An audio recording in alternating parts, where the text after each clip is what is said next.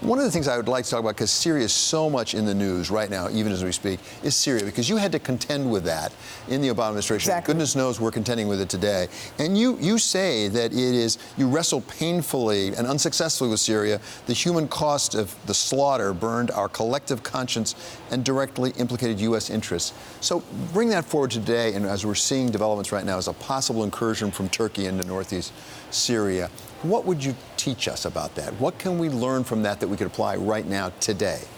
Well, I was writing in that passage about the Syrian civil war and the dilemma we face constantly in the Obama administration, which was to what extent should we, the United States, involve ourselves militarily in the effort to topple Assad. And at the end of the day, President Obama's judgment was, while we would help the rebels, while we would provide humanitarian assistance, while we do all the diplomacy we possibly could to try to end the conflict, we would not intervene militarily to topple Assad. He did make the decision to intervene to fight ISIS and other al-Qaeda-affiliated groups in Syria. And that's the war that has been prosecuted primarily by the Kurdish forces that President Trump yesterday announced we were abandoning. The Kurds, for all these years, have been fighting our fight, the Western fight, as well as their fight to eliminate ISIS, and had done so with our backing rather successfully. And then President Trump said, in effect, we're abandoning you, we're leaving you to the wolves, being the Turks, who had every interest in killing them. They view the Kurds as terrorists. So we've gotten out of the way, gave the Turks the all clear to slaughter the people that made it possible for us to defeat ISIS. It's a terrible, terrible betrayal. Did we defeat ISIS, or Islamic State as we call it here? Because one of the things that President Trump is saying, we don't need to keep our troops in there because we've won this war, we've beaten Islamic State, we can pull them out. Is he right? Well, we've learned this lesson, unfortunately, David, the hard way.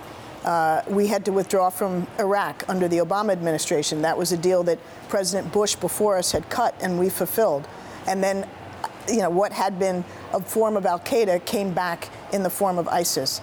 And we also had to fight the same reformed ISIS in Syria. So the lesson there is that you have to keep pressure on the terrorists. It doesn't necessarily have to be a permanent U.S. military presence. And in fact, because President Obama decided to fight ISIS in Syria differently than we'd done in Afghanistan or Iraq before, by using partner forces, the Kurds, rather than putting U.S. forces in harm's way in the thick of the combat, we were able to do so relatively economically. So we're talking about hundreds of U.S. troops that remain in Syria, not tens of thousands.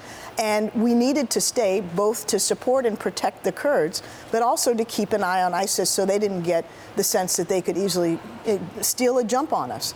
And the other thing that's crazy, frankly, about what President Trump did is there are thousands of ISIS prisoners, terrorists who have been held in detention by the Kurds that will now be abandoned by the Kurds, and because they have no choice but to defend themselves.